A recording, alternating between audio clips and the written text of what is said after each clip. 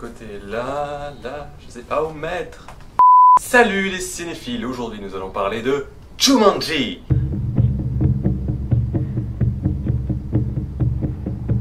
On va éviter de créer Jumanji comme dans le film. Bon, je suis allé voir Jumanji et j'ai totalement kiffé. Voilà. C'est pas le film de l'année, c'est pas exceptionnel, mais c'est un film super intéressant qui raconte une histoire, oui, parce que qui raconte la suite, qui n'est pas vraiment une suite, parce qu'il y a eu un premier film Jumanji avec Robbie Williams qui était sorti en 1995 et Robbie Williams qui nous a quittés en 2014. Un très bon acteur.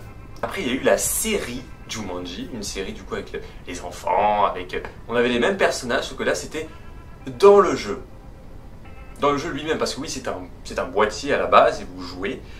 Et en fait, le monde de Jumanji sort de cette boîte et vous avez des animaux qui sortent, vous avez des chasseurs, etc. Et là, le film a fait autre chose, avec quelque chose de plus récent, parce qu'à l'époque, les jeux vidéo n'existaient pas.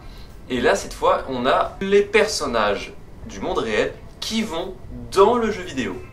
Et ça, c'est une approche hyper intéressante que j'ai adorée. Déjà, il va y avoir une partie no spoiler et une partie spoiler. Voilà, là c'est la no spoiler. C'est bon, vous pouvez rester, il n'y a pas de souci, tranquille. Donc, les personnages, bon, sont très clichés, hein, ils sont extrêmement clichés. Les ados, voilà, qui sont dans un lycée. T'as une nana, la blonde, hyper cliché du lycée, qui est hyper populaire, qui est magnifique, qui tout en prend des selfies. Mec qui joue dans l'équipe de football de son lycée, qui est pas fort dans les cours. Le geek, évidemment le geek personnage principal, hein, qui est toujours le mec coincé, qui n'a pas beaucoup d'amis. La nana qui s'en fout un peu de tout, qui pourrait être une sorte d'intello, voilà. Une espèce d'intello. Du coup ils sont tous collés, tous les quatre, et ils se retrouvent à ranger une pièce qui est extrêmement glauque. Ils vont être transportés dans le jeu. Voilà. Ce qui était l'inverse de Jumanji en 1995, où c'était le jeu qui sortait dans la réalité, là c'est la réalité qui entre dans le jeu. Du coup on arrive dans un jeu vidéo. Et chaque personne du film incarne un personnage qu'il a choisi préalablement. Et c'est une idée tout à fait géniale, parce qu'il rencontre des PNJ. Qu'est-ce que c'est des PNJ? Les PNJ sont des personnages non joueurs. Et bien il rencontre un PNJ du coup, de plusieurs même. Et ce qui est bien, c'est que ces PNJ ont exactement la même fonction que dans un jeu vidéo, ce qui est représenté dans le film. C'est-à-dire, on leur pose une question, ils nous répondent. Quand tu es dans Jumanji, le jeu est totalement clair, simple. Tu as un méchant, tu as une quête, tu as des niveaux. Et moi, cette idée était géniale. Et c'est pour ça que j'ai passé un super moment devant ce film, même si c'est pas le film de l'année, parce que je pensais au départ que j'allais me faire chier, que je me dis ouais c'est une suite, ou c'est un reboot, ou enfin... Je me dis je vais me faire chier devant ce film, ça va pas être drôle. Au final, c'est génial. Tu as les clichés en plus des personnages des jeux vidéo, quoi. Mais vraiment, par exemple Dwayne Johnson, lui c'est le mec, c'est voilà, le personnage principal du jeu. Il a que des points forts, il a aucun point faible. Après on a son pote qui transporte les armes. Lui son point faible c'est les gâteaux. Nana qui est forte en combat, qui habille évidemment en short et débardeur. Les jeux au Moyen-Âge.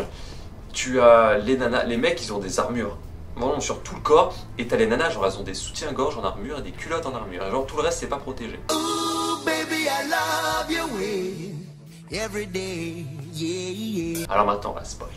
On est d'accord que on s'en foutait un petit peu. L'histoire que le mec il trouve la boîte sur le sable et après il la récupère, il la ramène chez lui. Quand il l'ouvre, il voit le jeu voilà, qu'on voyait dans la version de 95. Et là, il rouvre la boîte à un moment parce qu'il entend la musique. Et là, tout d'un coup, t'as le boîtier d'un jeu. Ça, c'était un petit peu what the fuck. Et on voit les personnages et tout, et on voit qu'ils sont transportés dans la boîte. Mais on met des plombes à rencontrer le personnage. J'ai pas compris qu'à la fin, ils reviennent dans le monde réel, mais au moment où il a été aspiré dans le jeu. Sinon, l'histoire d'amour entre la seule nana du personnage du jeu et Dwayne Johnson, c'est à mourir de rire. C'est comme quand Jack Black, interprété par la nana, la blonde là, quand ils vont aller pisser, c'est vraiment comme ça que ça va se passer, je pense, si jamais ça arrive à quelqu'un. Et du coup, cette scène était tout bonnement drôle. En fait, ce film, il te fait tellement marrer quand t'as le méchant qui débarque. Le méchant qui veut contrôler les animaux et tout, qui veut l'orbe. Lui c'est vraiment genre cliché, genre le méchant. L'histoire des points faibles aussi, des points forts des personnages. J'aurais voulu que quand même Dwayne Johnson il a un point faible, parce que là il en a aucun. Je sais pas, ça aurait pu être... Je sais pas, j'aurais aimé voir un point faible pour Dwayne Johnson parce qu'il était trop parfait. Mais sinon, l'histoire des vies qu'ils ont le tatouage là, qui signifie leur nombre de vies, quand ils en avaient 3.